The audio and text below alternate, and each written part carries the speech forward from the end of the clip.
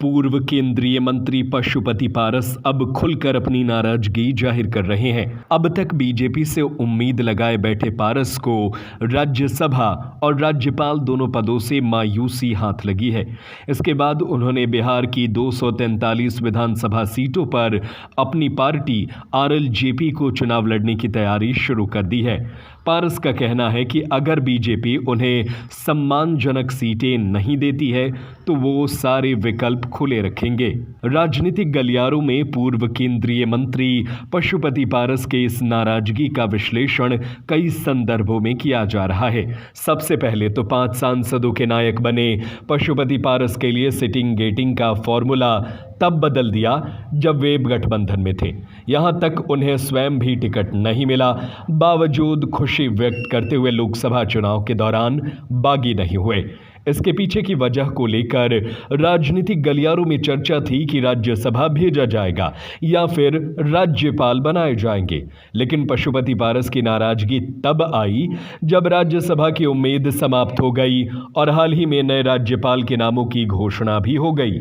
RLJP के अध्यक्ष पशुपति पारस ने न्याय की प्रक्रिया में सबसे पहला दावा तरारी विधानसभा चुनाव पर ठोका है। दलील भी दी है कि हमारे पास सीट जिताऊ नेता सुनील पांडे हैं। गत चुनाव में माले के सुदामा प्रसाद विनर रहे और 62,000 वोट लाकर निर्दलीय प्रत्याशी के रूप में सुनील पांडे दूसरे नंबर पर रहे।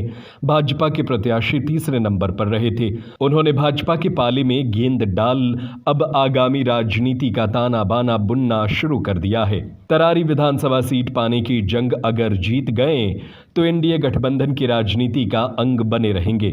भाजपा अगर यह सीट निकाल नहीं पाई तो इसके बरकस वह सुनील पांडे पर विचार कर सकती है, और ऐसा नहीं होता है तो 5 सांसदों के हवाले से आगामी विधानसभा चुनाव में अपनी हिस्सेदारी तय कर सकते हैं।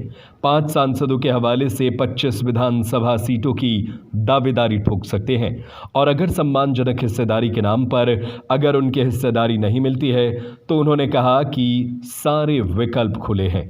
एनडीए में रहकर अपनी हिस्सेदारी से संतुष्ट नहीं होते हैं तो उनका विकल्प क्या हो सकता है? पहली कोशिश होगी कि महागठबंधन में शामिल होकर अपनी हिस्सेदारी तय करें। दूसरा विकल्प 243 सीटों में ज़्यादा से ज़्यादा उम्मीदवार खड़ा कर एनडीए को डैमेज करने की होगी। वहीं अगर भतीजे चिराग पासवान के विधानसभा चुनाव 2020 की राह चलेंगे तो कुछ नेताओं के विरुद्ध टारगेटेड उम्मीदवार खड़ा कर नुकसान करेंगे।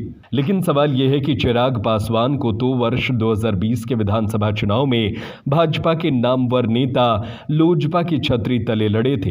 क्या आरएलजेपी को भी तगड़ा उम्मीदवार किसी दल से मिलेगा? इस सवाल का जवाब इस बात पर आ टिकेगा कि आखिर उनके बदले तेवर की पटकथा लिख कौन रहा है।